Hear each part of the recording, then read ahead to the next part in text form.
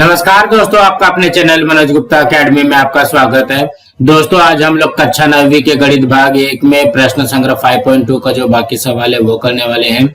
सो दोस्तों, अभी तक आप लोगों ने इस चैनल को सब्सक्राइब नहीं किया तो प्लीज सब्सक्राइब और चैनल लाइक कीजिए और अपने फ्रेंड्स के साथ शेयर कीजिए।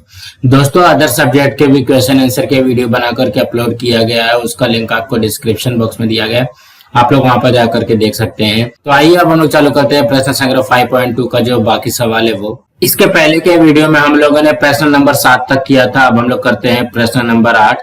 क्या दिया गया प्रश्न 8 में? त्रिभुज एबीसी में कोण ए का माप कोण बी तथा कोण सी के मापों के योगफल के बराबर है। इसी प्रकार कोण बी तथा कोण सी के मापों का अनुपात 4:5 है, तो त्रिभुज के प्रत्येक कोण का माप ज्ञात कीजिए।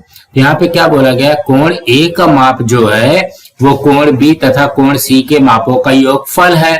और क्या बोला गया है? इसी प्रकार कोण बी तथा कोण सी के मापों का अनुपात 4:5 है। तो हम लोग सबसे पहले क्या करते हैं, एक पहले त्रिभुज बना लेते हैं। तो ये हमने एक त्रिभुज बना लिया। त्रिभुज का नाम दे देते हैं, ये रहा ए, ये बी और ये रहा सी। ये त्रिभुज हो गया। अब क्या बोला गया है? कोण ए का माप कोण बी तथा कोण सी के मापों का योगफल के बराबर है। तो हम लोग क्या करते हैं मालूम है? कोण बी का माप x अंश मान लेते हैं और कोण सी का मान क्या मानते हैं? y मान लेते हैं। देखोगे यहाँ पे कोण बी और कोण सी के मापों का योगफल क्या है? कोण ए का माप है, मतलब कोण ए क्या हो जाएगा? x धन y अंश हो जाएगा। इस तरीके से आएगा। तो हम लोग यहाँ पे क्या लिखेंगे? माना कोण बी की माप, कोण बी की माप को हम लोग क्या मानते हैं? x अंश मान लिया, तथा कोण सी को क्या मानेंगे? कोण सी की माप, कोण सी की माप को हम लोग क्या मानेंगे? y मान लिया।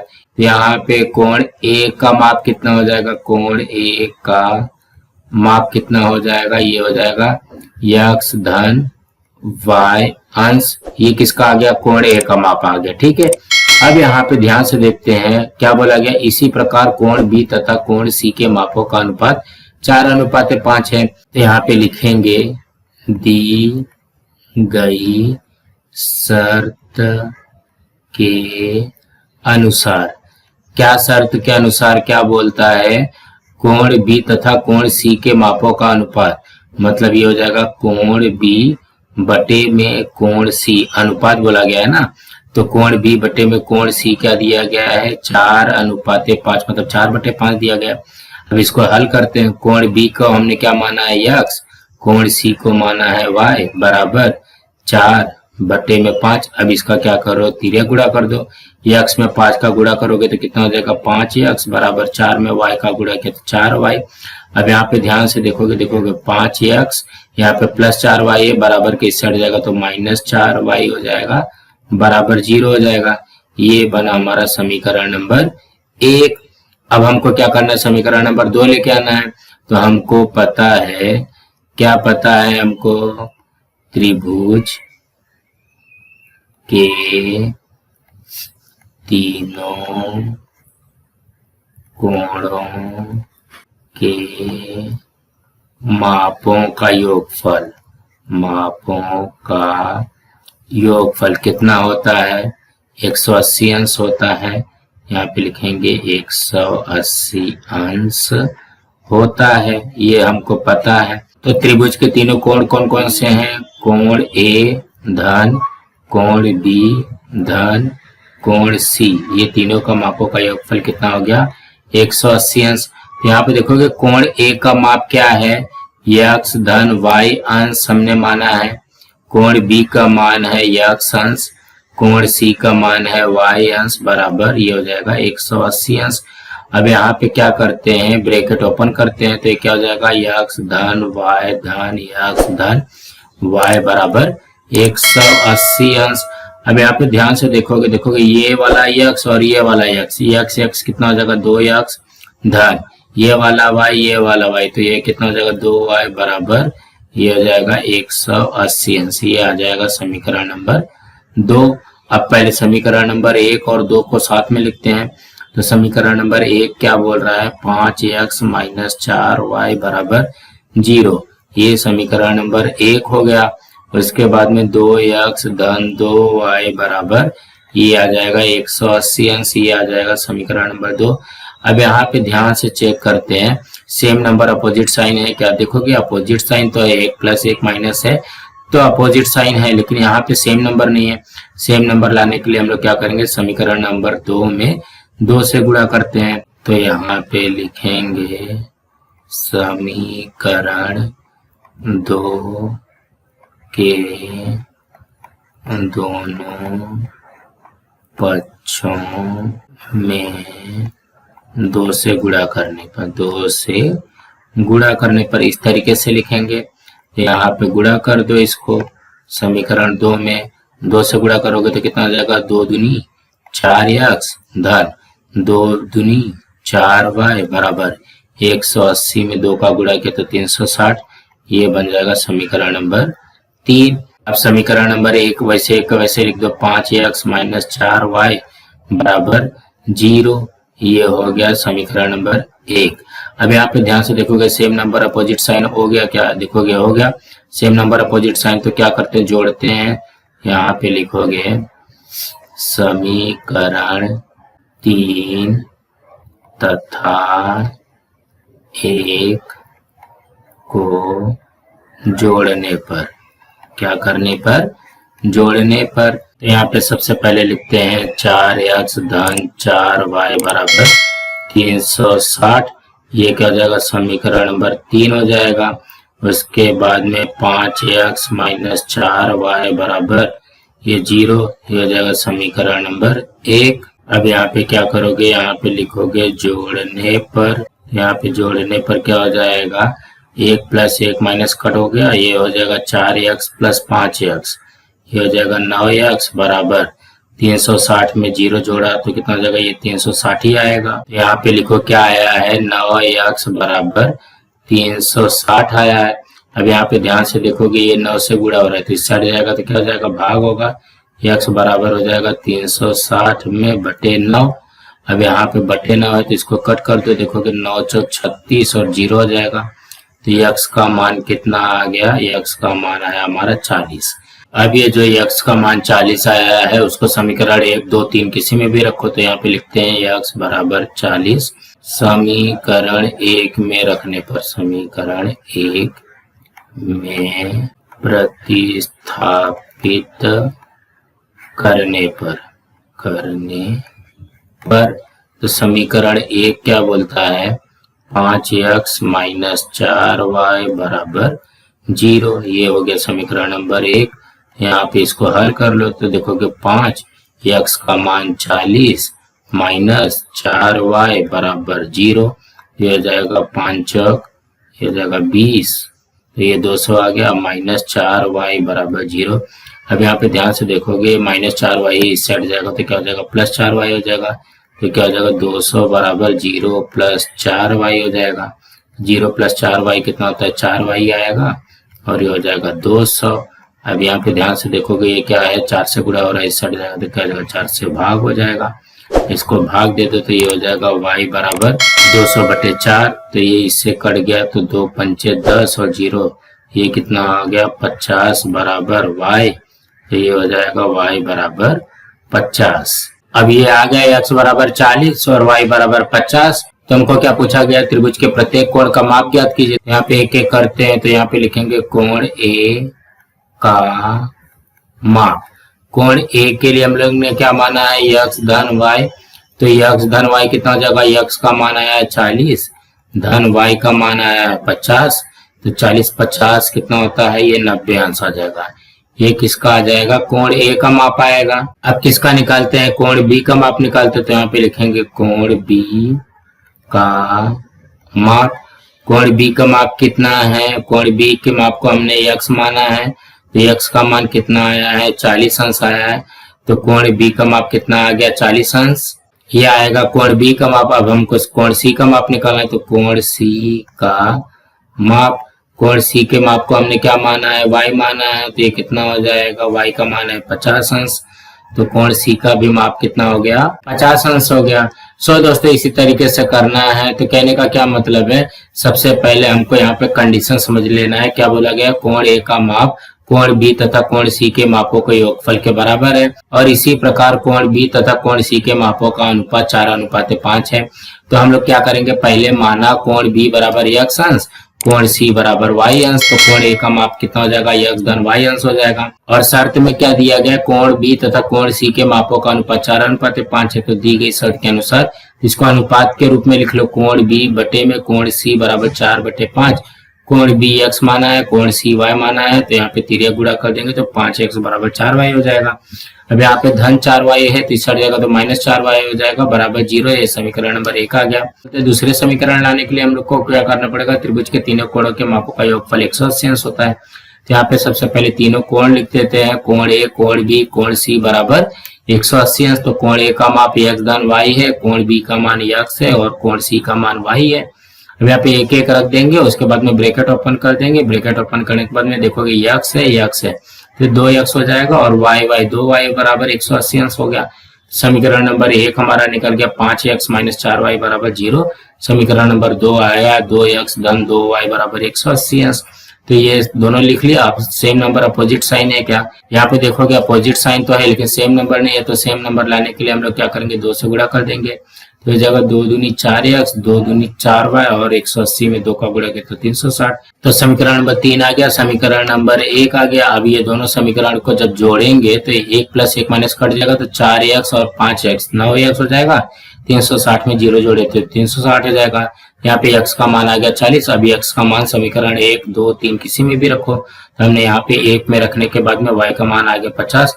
अब यहाँ पे सबका मान रख दो। कोण a का माप बराबर x धन y था, x का मान 40 और y का मान 50। तो 40 + 50 = 90 हो जाएगा। कोण बी का माप x है तो 40 अंश हो जाएगा, कोण सी का माप y है तो 50 अंश। दोस्तों इसी तरीके से आपको धीरे धीरे कर लेना है। दोस्तों अब हम अगला प्रश्न करते हैं। 9वें प्रश्न में क्या दिया गया, 560 सेंटीमीटर लंबाई वाले किसी रस्सी के 2 हिस्से इस प्रकार करना है कि छोटे हिस्से की लंबाई का 2 गुना बड़े हिस्से की लंबाई का 1/3 गुना हो तो बड़े हिस्से की लंबाई ज्ञात कीजिए। तो सबसे पहले ना एक रस्सी बना लेते हैं। ये रस्सी हो गया। ये रस्सी की लंबाई कितनी दी गई है, यह रस्सी की लंबाई दी गई है 560 सेंटीमीटर। अब इसमें क्या बोला गया है, अगर आप लोग ध्यान से प्रश्न को समझे होगे, यहाँ पे बोला गया छोटा हिस्सा और यहाँ पे बोला गया है बड़ा हिस्सा। तो इसका मतलब ये 2 पार्ट में कटेगा, एक छोटे हिस्से में कटेगा, एक बड़े हिस्से में कटेगा। यहाँ पे इसको कट कर देते हैं। तो बड़े हिस्से की लंबाई को हम लोग x मान लेते हैं और छोटे हिस्से की लंबाई को ये y मान लेते हैं। इस तरीके से करेंगे ना, देखोगे यहाँ पे बड़ा हिस्सा है, यहाँ पे छोटा हिस्सा है। ये पूरे जो बड़ा वाला हिस्सा है उसको x मान लेते हैं और जो छोटा वाला हिस्सा है उसको y मान लेते हैं। तो यहाँ पे लिखोगे माना बड़े हिस्से की लंबाई, बड़े हिस्से की लंबाई को हम लोग क्या मानते हैं, x सेंटीमीटर तथा छोटे हिस्से की लंबाई, छोटे हिस्से की लंबाई, छोटे हिस्से की लंबाई को हम लोग क्या मान लेते हैं, y सेंटीमीटर मान लेते हैं। तो यहाँ पे ध्यान से देखोगे ये बड़ा हिस्सा है और ये छोटा हिस्सा है, दोनों का टोटल दिया गया ना 560। यहाँ पे क्या लिखेंगे, इसलिए x धन y बराबर ये आ जाएगा 560 सेंटीमीटर। समीकरण नंबर 1 तो हमारा बन गया। ध्यान से देखोगे ये बड़े वाले हिस्से की लंबाई हो गई, ये छोटे वाले हिस्से की लंबाई हो गई। दोनों की लंबाई का टोटल कितना दिया गया, 560 दिया गया, तो यहाँ पे 560 आ जाएगा। अब क्या बोला गया, छोटे हिस्से की लंबाई का 2 गुना। यहाँ पे लिखोगे छोटे हिस्से की लंबाई का दुगुना।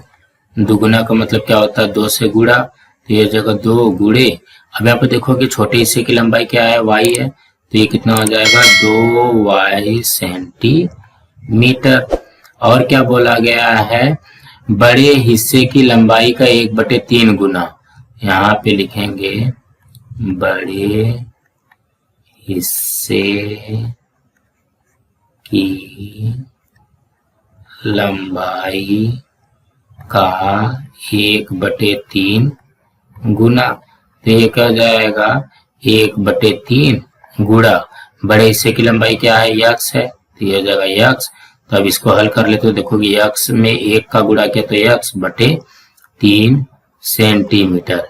अब यहाँ पे बोला क्या गया है इसको ध्यान से पढ़ना, छोटे हिस्से की लंबाई का 2 गुना जो है बड़े हिस्से की लंबाई का 1/3 गुना हो, तो मतलब ये दोनों मान जो आएंगे वो क्या हो जाएगा बराबर हो जाएगा।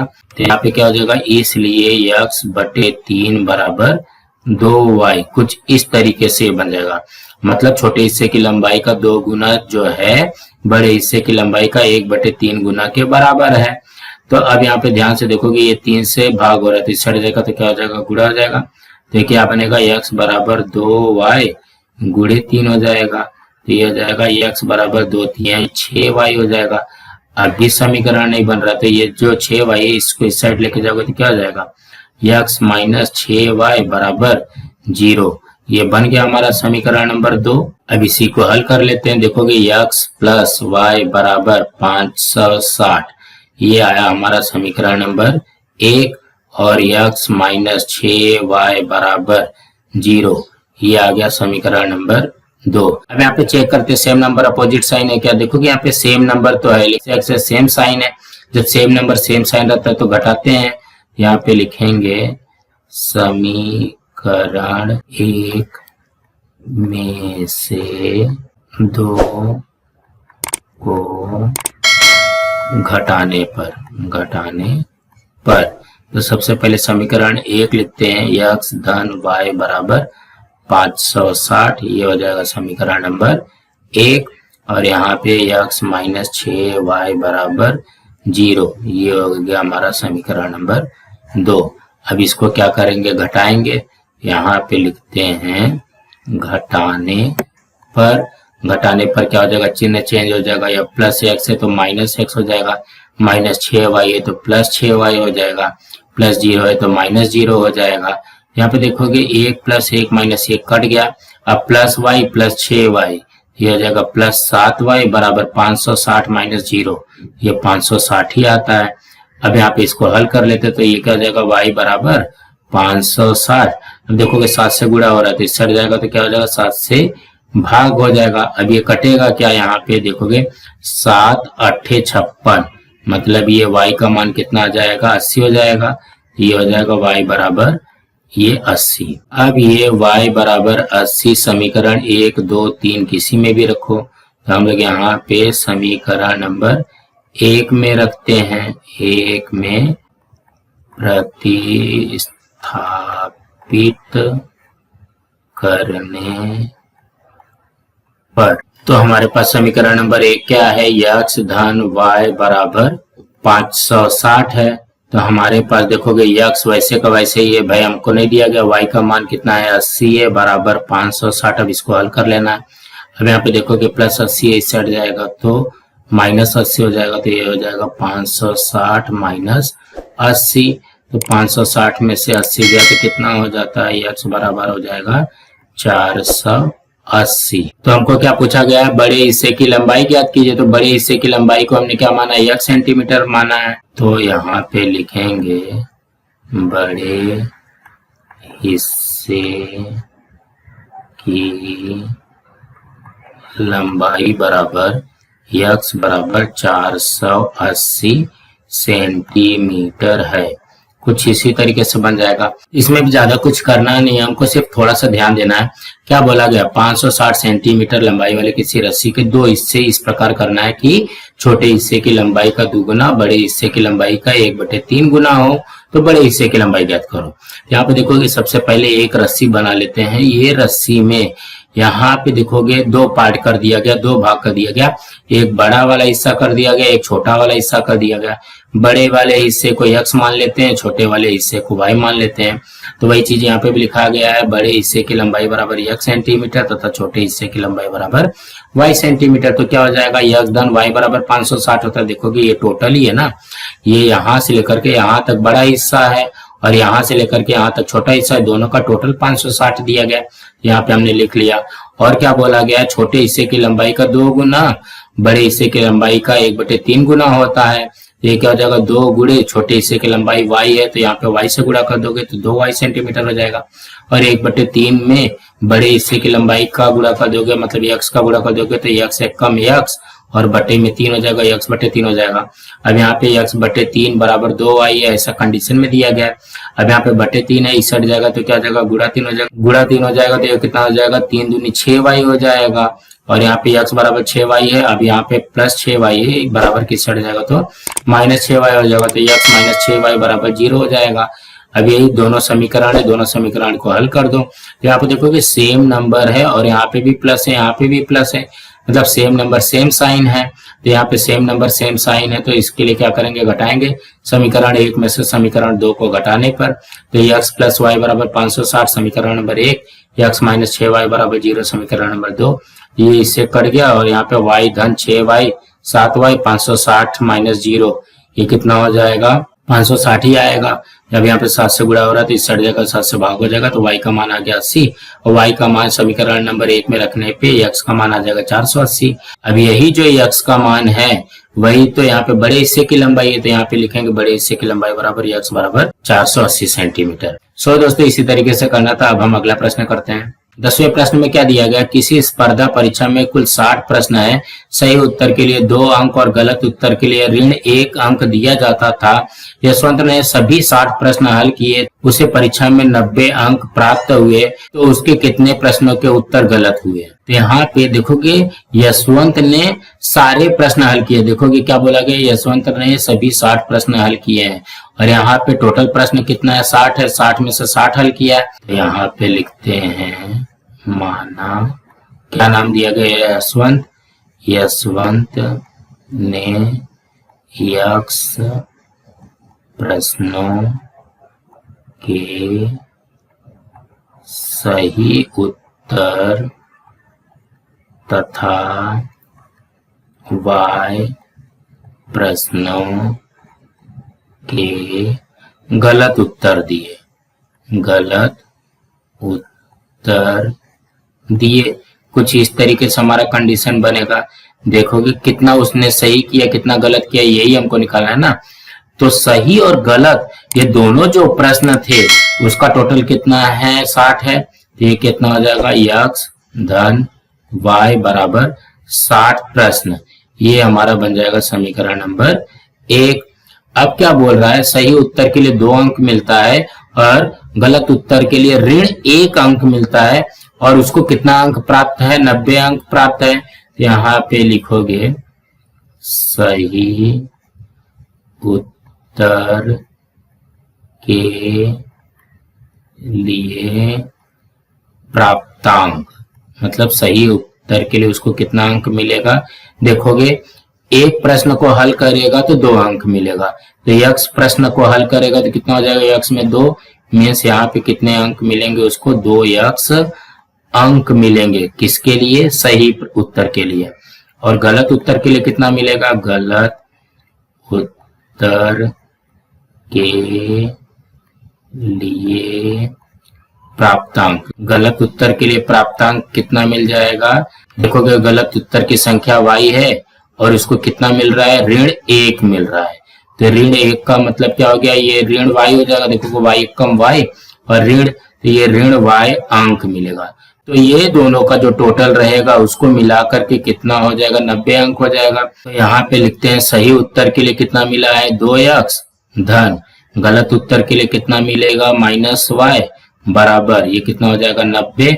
अब इसको हल कर लेते हैं तो ये कितना हो जाएगा, 2x प्लस माइनस का गुणा होगा तो -y बराबर 90। ये आ जाएगा हमारा समीकरण नंबर 2। देखोगे समीकरण नंबर 1 भी आ गया, 2 भी आ गया। अब इसको हल कर लेते हैं। समीकरण नंबर 1 लिखो, x धन y बराबर 60, ये आ गया समीकरण नंबर 1। उसके बाद में 2x माइनस y बराबर 90, ये आ जाएगा समीकरण नंबर 2। अब यहाँ पे ध्यान से देखते हैं, यहाँ पे देखो सेम नंबर अपोजिट साइन है क्या, यहाँ पे देखोगे सेम नंबर अपोजिट साइन है, तो यहाँ पे क्या करेंगे, जोड़ेंगे।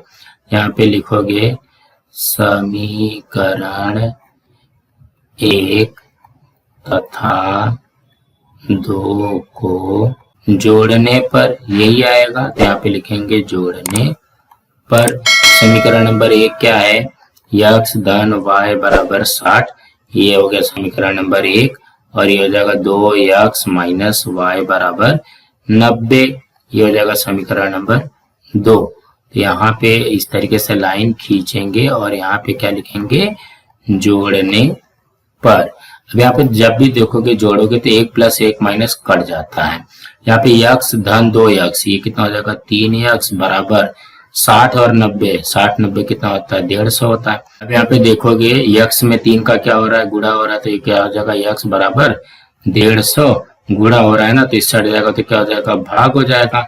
अब यहाँ पे इसको कट करते हैं, ये देखोगे 3 पचे 15 और ये 1 0 है तो ये 0 हो जाएगा। तो x का मान कितना आ गया, x का मान आया 50। ये तो हो गया x का मान, तो यहाँ पे लिखेंगे x बराबर 50। समीकरण 1 2 3 किसी में भी रखो, समीकरण 1 में प्रतिस्थापित करने पर, प्रतिस्थापित करने पर, तो समीकरण नंबर 1 क्या है, x धन y बराबर 60। ये है हमारा समीकरण नंबर 1। तो x का मान कितना है 50 धन y बराबर 60। अब यहाँ पे y का मान निकालते हैं तो y बराबर कितना हो जाएगा 60, एक धन 50 और इससे हट जाएगा तो क्या हो जाएगा माइनस 50 हो जाएगा। तो y का मान कितना आ गया, y का मान आएगा 10। देखोगे x का भी मान आ गया और y का भी मान आ गया। तो x क्या था, यशवंत ने x प्रश्नों के सही उत्तर दिए, मतलब 50 प्रश्नों के सही उत्तर दिए और y प्रश्नों के गलत उत्तर दिए, तो मतलब 10 प्रश्नों के गलत उत्तर दिए। हमको क्या पूछा गया है, उसके कितने प्रश्नों के उत्तर गलत हुए।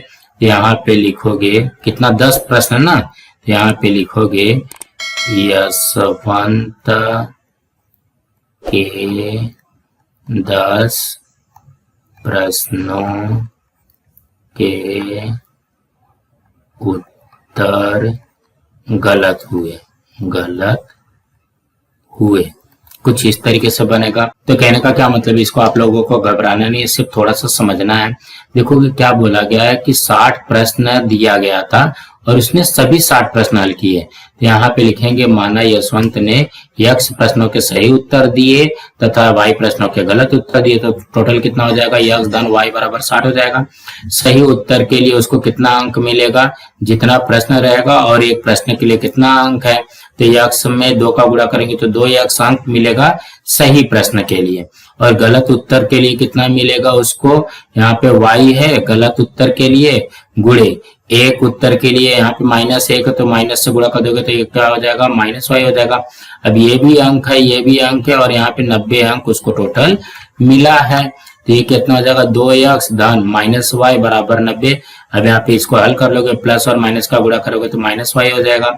2x -y बराबर 90 समीकरण नंबर 1 आ गया। समीकरण नंबर 2 आ गया। देखोगे यहाँ पे सेम नंबर अपोजिट साइन है क्या, जब यहाँ पे सेम नंबर भी है अपोजिट साइन भी है तो ये क्या करेंगे जोड़ेंगे। यहाँ पे समीकरण नंबर 1 और समीकरण नंबर 2 को जोड़ोगे तो यहाँ पे ये वाला कट जाएगा, तो ये कितना हो जाएगा x और 2x, 3x बराबर 60 90 150। अब यहाँ पे देखोगे 3 से गुणा हो रहा है तो इससे हट जाएगा तो क्या हो जाएगा 3 से भाग हो जाएगा, यह हो जाएगा 50। x का मान 50 आ गया, 50 को समीकरण नंबर 1 में रख दोगे तो हमारा y का मान आ जाएगा। तो ये जो y का मान है यही तो दिया गया ना, y प्रश्नों के गलत उत्तर दिए। यहाँ पे लिखेंगे उत्तर में यशवंत के 10 प्रश्नों के उत्तर गलत हुए हैं। सो दोस्तों इसी तरीके से करना था। दोस्तों आज हमारा यहाँ पे प्रश्न संग्रह 5.2 कंप्लीट हुआ। दोस्तों आप लोगों को ये वीडियो कैसा लगा आप लोग कमेंट बॉक्स पे जरूर लिख करके बताइए और इस वीडियो को ज्यादा से ज्यादा लाइक कीजिए, अपने फ्रेंड्स के साथ शेयर कीजिए ताकि उनको भी प्रश्न संग्रह 5.2 मिल सके और इस चैनल को सब्सक्राइब कीजिए। नमस्कार दोस्तों।